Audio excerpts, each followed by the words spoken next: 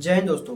अगर आप एलएलएम करना चाहते हैं और आपका यह सपना है कि आप एलएलएम की पढ़ाई यूनिवर्सिटी ऑफ इलाहाबाद से करें तो यह वीडियो आपके लिए बहुत इंपॉर्टेंट है।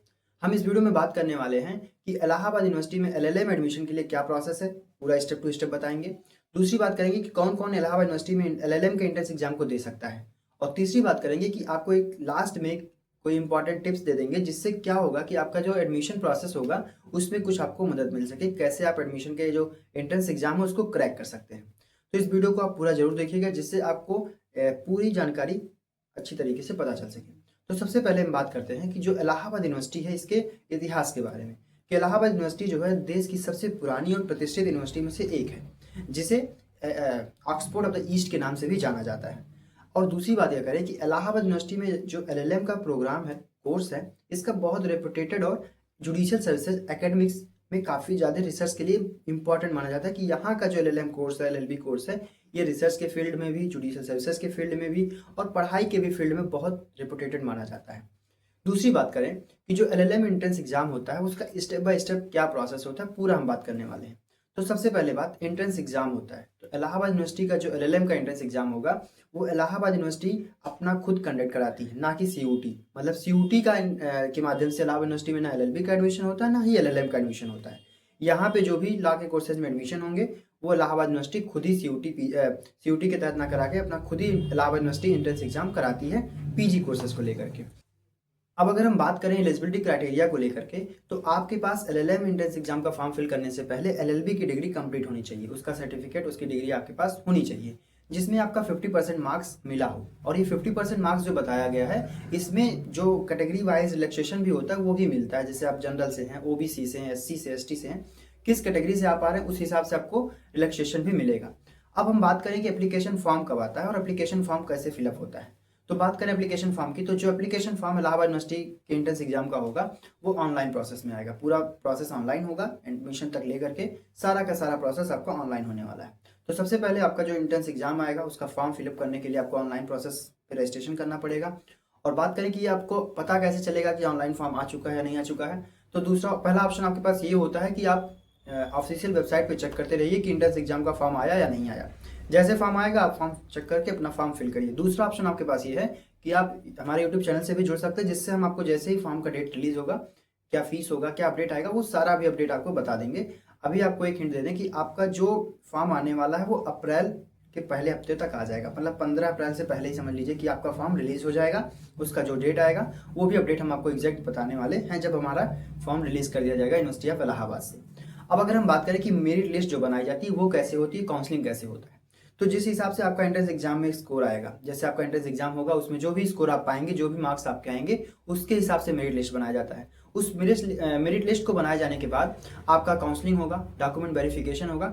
ये सारा प्रोसेस होने के बाद जब आपका काउंसलिंग हो गया, डॉक्यूमेंट वेरिफिकेशन हो गया, उसके बाद आपको फीस सबमिट करना पड़ता है, वो ऑनलाइन होता है। जैसे ही आप अपना ऑनलाइन पेमेंट सबमिट करेंगे, फी पेमेंट करेंगे और उसके बाद अपना एडमिशन कंफर्म करेंगे। जैसे आप ऑनलाइन एडमिशन कहीं भी लिए होंगे तो सेम वही प्रोसेस होता है कि पहले आप अपना पूरा डॉक्यूमेंट ऑनलाइन अपडेट करेंगे, उसके बाद यहाँ पे ऑफलाइन वेरिफिकेशन होता है। उसके बाद आपका जब क्वालिफाई कर दिया जाता है, आपको मेरिट में आ जाते हैं आप, तो वहाँ पे जा करके आपको ऑनलाइन पेमेंट करना होता है। ऑनलाइन पेमेंट करने के बाद आपका एडमिशन कंफर्म करने का एक ऑप्शन होता है, उसको आप टिक करेंगे कि एडमिशन कंफर्म होता है। जब आपको फिर मैसेज यूनिवर्सिटी की तरफ से आपके ईमेल आईडी पे, आपके वेबसाइट पे आ जाता है कि हाँ आपका एडमिशन कंफर्म हो चुका है, इसका मतलब आपका एडमिशन वहाँ पे कंफर्म मान लिया जाता है, हो जाता है। उसके बाद जो आपका फाइनल एडमिशन हो जाता है, डॉक्यूमेंट वेरिफिकेशन ये सारा कुछ करने के बाद इतना प्रोसेस कंप्लीट होता है तो आपका माना जाता है कि अब आपका एडमिशन हो चुका है कंप्लीट। अब हम बात करें आपके लिए एक टिप्स के बारे में कि जितने भी डॉक्यूमेंट आपके हैं वो सारे डॉक्यूमेंट आप अपना बना लीजिए, क्योंकि जो एडमिशन फॉर्म आएगा उसके बाद आपको टाइम बहुत ज़्यादा मिलने वाला नहीं है। हफ्ता भर या 10 दिन का टाइम रहेगा, उतने में अपना डॉक्यूमेंट बनवा पाएंगे। तो ना बनवा पाने से आपका नुकसान ये होगा कि जैसे आप किसी कैटेगरी वाइज का फॉर्म फिलअप करना चाहेंगे तो वो ऑप्शन आपके पास नहीं रह जाएगा, तो आप किसी कैटेगरी से एडमिशन नहीं ले पाएंगे, आपको कंप्लीट करना पड़ेगा जनरल कैटेगरी से। तो इसके लिए क्या सर्टिफिकेट हो सकता है, तो अपना एलएलबी का जो मार्कशीट है उसकी सर्टिफिकेट आपके पास रहे, हाई स्कूल, इंटर और ग्रेजुएशन की मार्कशीट आपके पास रहे। आपका अगर कोई कास्ट सर्टिफिकेट लगाना चाह रहे हैं तो कास्ट सर्टिफिकेट बनवा लीजिए, जनरल का ईडब्ल्यूएस जैसे बनता है, ओबीसी का बनता है, एससी एसटी, जो भी सर्टिफिकेट आपको बनता है वो सेंट्रल लेवल का अपना सर्टिफिकेट बनवा लीजिए। आय, निवास, जाति प्रमाण पत्र, ये सब जो बनाना है ये आप बनवा के रख लीजिए। अगर आपको अपने आधार कार्ड में कोई संशोधन कराना है तो उसको भी कंप्लीट कर लीजिए, अभी आपके पास ये टाइम है, ये सब कारण सारा का सारा काम कंप्लीट कर लीजिए अपना अभी जल्दी से जल्दी।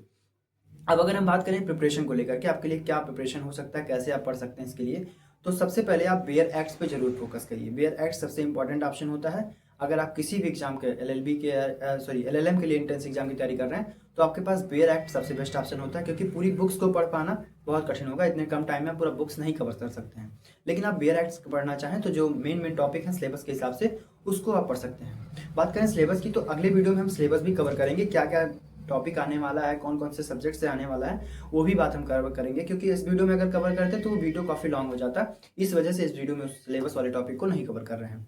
दूसरी बात करें कि जो आपका इंपॉर्टेंट टिप्स ये रहेगा कि पीवाईक्यू जरूर फोकस करिए। पीवाईक्यू जितने भी प्रीवियस ईयर क्वेश्चंस हुए हैं उन पे आप फोकस करिए। अब आप पूछेंगे कि पीवाईक्यू मिलेगा कहाँ हमको, तो पीवाईक्यू यहाँ पे कोई ऑफलाइन पेपर होता नहीं है कि आपको पेपर दिया जाए और दोबारा से मार्केट में मिल जाए और आप पेपर सॉल्व कर लें। तो पीवाईक्यू के लिए जो पीवाईक्यू यहाँ मिलता है वो मेमोरी बेस्ड, जैसे हम एग्जाम दे के आए तो हम बताया कि ये क्वेश्चन आया था, ऐसे ऐसे क्वेश्चन आया था, तो इसके हिसाब से पीवाईक्यू बनाया जाता है। तो मार्केट में अगर आपको पीवाईक्यू मिल रहा है तो वहाँ से आप लेकर के सॉल्व कर सकते हैं। दूसरा ऑप्शन ये है कि हम अपने व्हाट्सएप ग्रुप में भी पीवाईक्यू अपडेट करेंगे, उसमें आप टेस्ट दीजिएगा, सॉल्व होगा, जो क्वेश्चन आपके सही होंगे ठीक है, अदरवाइज फिर हम एक दिन में या उसी दिन शाम तक अपना पूरा आंसर शीट भी अपडेट कर देंगे, क्या क्या आंसर उस पूरे क्वेश्चन का होगा, ठीक है। अगली बात करें कि जितने भी आपके अभी टाइमिंग है, आपका मई या जून के आसपास में पेपर होगा एंट्रेंस एग्जाम का, तो अभी से स्टार्ट कर दीजिए आप लीगल करंट अफेयर। अपना legal current affair daily to daily पढ़ते रहिए, 1 से 2 घंटे उस पर भी टाइम दीजिए। जैसे करंट अफेयर जरूर फोकस करिए, करंट अफेयर को भी फोकस करिए, साथ ही साथ लीगल करंट अफेयर पे फोकस करिए। उसके बात करें कि जो आप पढ़ रहे हैं उसके लिए शॉर्ट नोट्स बनाइए। जैसे बेयर एक्ट में कोई टॉपिक आपने पढ़ा तो उसका सेक्शन तो आप जरूर पढ़िए, लेकिन उसके कॉन्सेप्ट क्या है, क्या पनिशमेंट है, क्या कॉन्सेप्ट में पूरा दिया गया है, क्या क्या उसके लिए एसेंशियल ऑब्जेक्ट है, वो सारा चीज़ अपना शॉर्ट नोट में बनाते रहिए। उससे क्या होगा कि जब लास्ट में आपको रिवीजन करना होगा तो वो हिंट आपको काफ़ी ज़्यादा जो आपका शॉर्ट नोट्स बना है वो मदद करेगा, क्योंकि पूरा बेयर एक्ट फिर नहीं कवर कर पाएंगे। जैसे अभी आपके पास टाइमिंग नहीं है कि आप पूरा बुक पढ़ करके अपना नोट्स बनाएं, तो ऐसे ही आपके पास लास्ट टाइम पे ऑप्शन ये नहीं बचेगा कि आप पूरा बेयर एक्ट पढ़ें। तो शॉर्ट नोट्स अगर आपका रहेगा तैयार और जो इंपॉर्टेंट टॉपिक रहेगा उसको आप लिखे रहेंगे तो आप जल्दी से जल्दी कवर कर पाएंगे। अब अगर हम बात करें आपके पास एक टिप के लिए, तो आप कॉन्सेप्ट क्लियरिटी के लिए अपना शॉर्ट नोट जरूर बनाइए। दूसरी नंबर बात, आप फोकस करिए कि एलएलएम का जो एग्जाम बेसिस है वो नॉलेज पे चेक करता है, कॉन्सेप्ट पे चेक करता है, तो इसलिए कॉन्सेप्चुअल नॉलेज पढ़िए, कॉन्सेप्ट क्लियर करिए, ना कि सेक्शन सिर्फ रटिए कि सेक्शन रटने से पूरा एग्जाम में आपका एक एडमिशन मिल जाए, वो कोई कन्फर्म नहीं हो सकता। आप कॉन्सेप्ट क्लियर करेंगे, आपका एडमिशन होने का पूरा चांस रहेगा। अब हम लास्ट बात करें कि आपका जो करियर इससे क्या है, अगर आप एलएलएम कंप्लीट कर ले रहे हैं तो उससे आपके करियर पे क्या ऑप्शन मिलने वाला है। तो एलएलएम करने के बाद आपके पास जुडिशरी प्रिपरेशन तो ऑप्शन बनता है, एलएलबी के बाद भी बन सकता है और एलएलएम के बाद और बेटर हो सकता है, क्योंकि आपका सब्जेक्ट और स्ट्रांग हो चुका होता है। दूसरा ऑप्शन आपके पास होता है पीएचडी कर सकते हैं, आप टीचिंग लाइन में भी एंट्री कर सकते हैं, ये भी आपके पास ऑप्शन खुल जाता है। तीसरा ऑप्शन होता है कि आप लीगल रिसर्च कर सकते हैं, कि लीगल में क्या क्या रिसर्च हो सकता है उस पर भी आप काम कर सकते हैं। चौथा ऑप्शन आपके पास ये होता है कि कॉर्पोरेट लॉ फर्म अपना खुद का बना सकते हैं, किसी लॉ फर्म को ज्वाइन कर सकते हैं। ये चारों ऑप्शन आपके पास एज ए एलएलएम कंप्लीट करने के बाद खुल जाते हैं, ये चारों ऑप्शन आपको मिल जाते हैं। अब इतना हम बताने के बाद इसलिए जो पूरा इंपॉर्टेंट आपको बताए, तो ये जो आपका एलएलएम करने का डिसीजन रहेगा ये लॉ फील्ड में आगे बढ़ने के लिए सबसे स्ट्रांग डिसीजन रहेगा, आपका स्ट्रांग स्टेप रहेगा। तो ये हम पूरी जानकारी जितना हो सका उतना आपको हमने बताया है।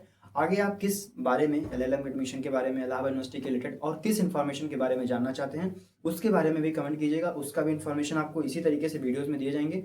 और कुछ संशोधन करना हो, कुछ आपको ऐसा लग रहा हो कि और भी बेटर बताया जा सकता है, कुछ कमेंट करना हो, कुछ आपको बताना हो, तो उसको आप जरूर कमेंट कीजिएगा। और जितना हो सकेगा उतना आप जरूर जल्दी से जल्दी एडमिशन के लिए अपना तैयार हो जाइए, अपना पेपर पढ़ना स्टार्ट कर दीजिए। और जैसे भी अपडेट आएगा हम आपको अपडेट करेंगे और आपका जल्द से जल्द हम प्रीवियस ईयर पेपर भी प्रोवाइड कराने वाले हैं। थैंक यू, जय हिंद।